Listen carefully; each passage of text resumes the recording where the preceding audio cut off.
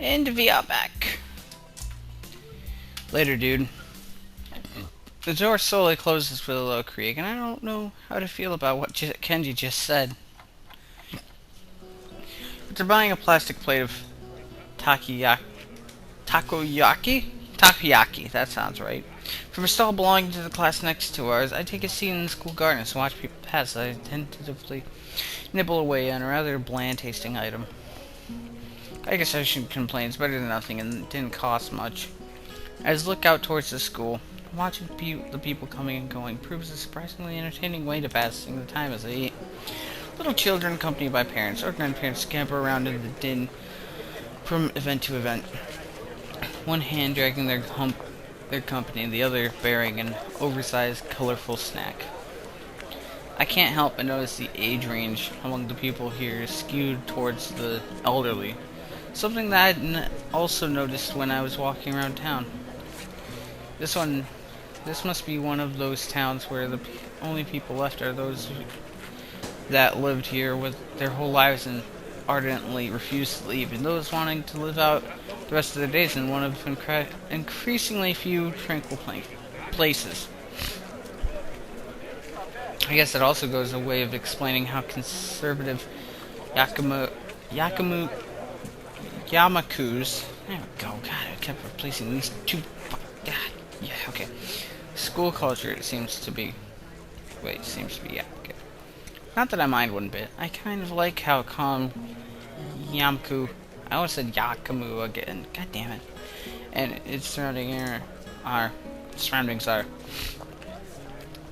The heat, though, is another matter entirely. Sitting in one place for so long has focused my mind on how annoyingly humid it's getting. Not that the hottest part of the day is here. I'd better get moving if I... Gah! The sound of the Carolean bells takes me completely by surprise as I stand up. A reaction shared by a few of the people strolling around as well. The PA system crackles to life after tolling bells end, its age showing as the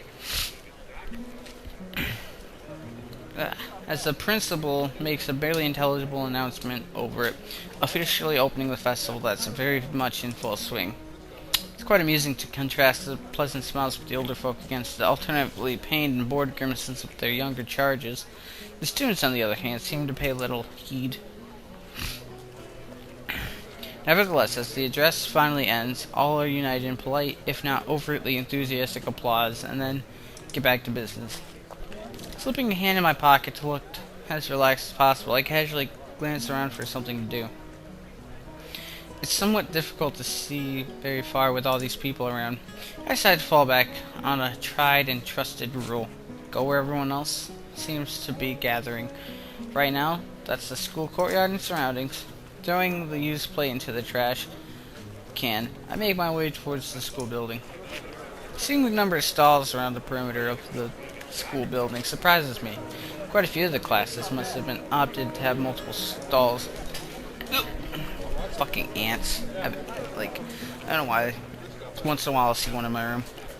Deciding which to visit first, I catch sight of a familiar banner with blue painted border and red text. Lily's stall is as good a place to start as any. I'm curious as to how it's going. After all of the work she and her class have been doing for it. Stepping up to it, I begin to see why the class took so long to organize everything. Easily twice as wide as many of the other stalls, and with equipment for cooking strewn everywhere, it's closer to an indoor restaurant than a festival event. Outdoor restaurant, my bad. As a student in front of me takes a bowl of noodles and leaves, I walk up to the counter. The girl behind it seems quite exasperated and asks me to wait a moment before she disappears underneath the counter. Seizing the moment, I take a quick glance around. Steam seems to be rising from everywhere as pots and pans simmer away. The most blind of the students are unpacking ingredients while being helped by someone who is probably the teacher of 3-2. It doesn't take long to notice Lily among them, talking with the teacher as she quickly counts out the boxes and packets with her fingers. For her expression and the fact that both she and the teacher seem to be in a state of mild confusion, it appears that there's been some problem in coordination. Before I can stare at any longer, the girl behind the counter pops up again, only to look back and ask where the spare change box is. Lily pauses for a moment before she and the girl switch places at the counter, and the teacher quickly walks off somewhere. Sorry about that, we're having a few problems. What would you like? It takes me a second to remember what I'd come for. My eyes quickly dart to decide to read the menu sitting on the counter. Oh, I guess some miso soup? Ah, is that Hisao? Yep, looks like you're pretty busy. Her face all but confirms that as she drops her waitress facade. Somewhere along the line, our orders got mixed up. We're trying to fix it now, but it looks like we only have half of what we needed. Wouldn't serving smaller portions cover over the problem? It seems like that's what we'll have to do, though I wish we didn't. The fact that a good half of our class is gone doesn't help either. I glanced behind her to see how many people are actually operating the stall. It couldn't be over about 8. I take it that's why your teacher left? That's right, she's going to try and round up a few more of our classmates to help. Hearing the sounds of footsteps behind me, I stealthily glance backwards and see an elderly couple taking place in line. I guess I'd better stop loitering around and chatting. Here's the money for the soup. Soup, oh right, coming right up. Lily turns and calls for a bowl of miso soup as I hand over the money for it. Taking the coins in her palm, I can't help but notice how affectionately she counts them over with her long, pale fingers. Eventually satisfied that I've handed over correct change, she puts it in a small metal tray. It isn't long before the soup is made and carefully handed to her, after which she turns and subsequently passes it to me. Thanks, I'll come back to drop off the bowl. Thank you, Isao. Oh, there is one other thing. Have you seen Hanako? Hanako? No, not today. Why? She gives a small sigh of abject disappointment. It's okay, I was just wondering what she was doing for the festival. You'll come back when you're done, right? Then? Sure, I'll keep an eye out for Hanako too. Thank you, Hisao. I walk off from the stall and find a seat, carefully cradling the steaming wooden bowl in both hands. Compared to the dumplings from before, this is quite nice. A little cool compared to what it probably should be, perhaps, but the flavor is good enough to cover for that reasonably well. As I drink, I can't help but feel somewhat guilty for not being as involved in the festival as others. It can't really be helped considering I was dropped into school only a week ago, but it still weighs heavily on my mind. That and the fact that a few students don't really seem to be enjoying the festival as much as the visitors. Eventually, I finish my bowl and leave for the stall to drop it off. Considering that there seems to be no line at all, I take my time walking up. It seems the teacher's mission paid off. There are now over a dozen students helping, and much of the unpacking has been done. Despite most of them seeming rather relaxed as they were, Lily still appears to be somewhat stressed. Right, I know what I'll do. Even if it's just one person, I'll make the festival more enjoyable for her. As I place the bowl on the counter, I call out to Lily. Ah, Hisao, you brought it back? Yeah, here. I slide it into her hands, and she takes it over to someone who is apparently on cleaning duty. Considering that I didn't see them here before, it's probably a penalty for their tardiness. Hey, Lily. She picks it up and returns to the counter. She hears my voice again, realizing that I'm still here. Want to go see some more of the festival? She puffs her cheeks disapprovingly. It looks kinda cute and in complete contradiction to her normally reserved nature. It takes a few seconds for me to get what she's taking issues with. Whoops. I didn't mean to. Lily giggles at me, exposing her teasing for what it is. You're still not used to the school, are you? She got me. Still, I kinda need to stay with our stall. It's taken until just now to even get everything unpacked. I guess her reluctance shouldn't overly surprise me, considering how she works, how much work she's put into this. Everything seems to be running fine now, though. Besides, you've got extra help on your hand anyway. The boy in the middle of cooking some soba noodles turns towards us, grinning. Go on, Lils. You've earned yourself a break. We can hold down the fort for now. If you say it's okay, then I suppose so. But if you need any help, then we'll call you. Go on, we'll be fine. Lily finally gives up her resistance as he waves a spatula at her. She feels her way around the back of the stall and picks up her cane on the way.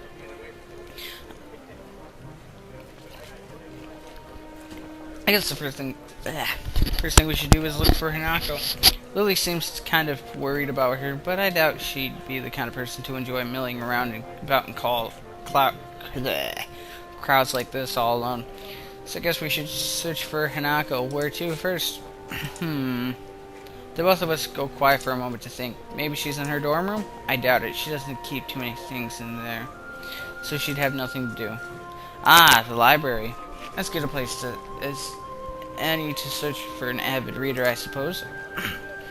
The library it is. We'll check there first then. Aside from the muffled sounds of the crowd seeping in from outside, the inside of the school seems almost deserted.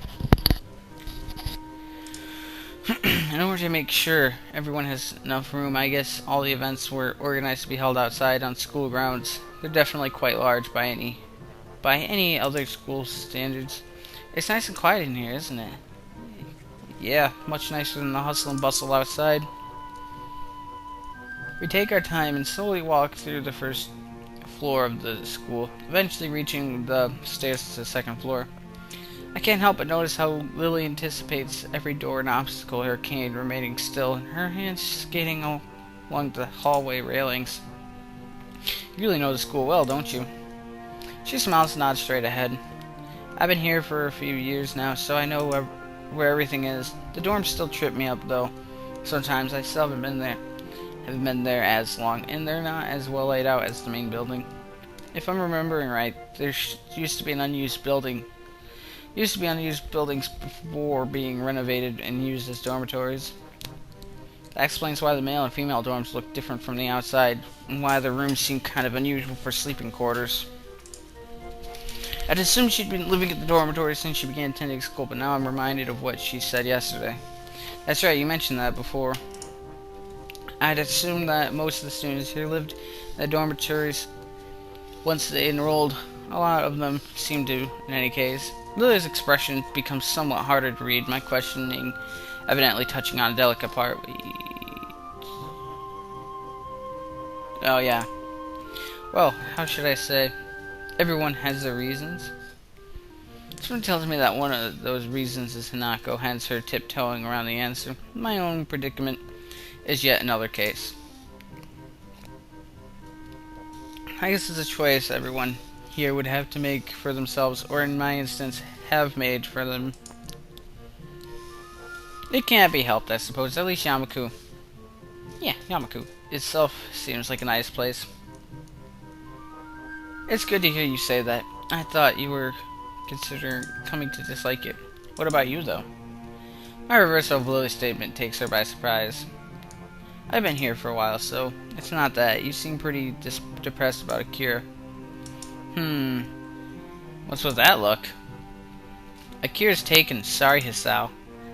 Lily never sees how fast my palm meets my face at her sly accusation.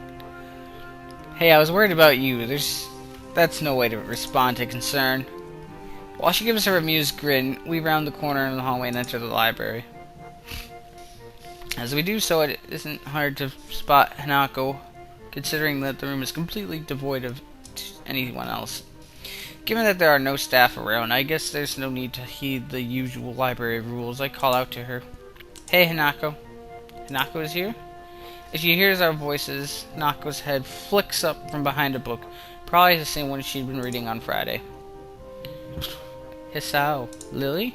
Just thought we'd drop by. Lily just managed to escape from the noodle stall with a little help. That wasn't really an escape. Hanako gives a small giggle, and she's smiling. So cute. Briefly surprising both of us.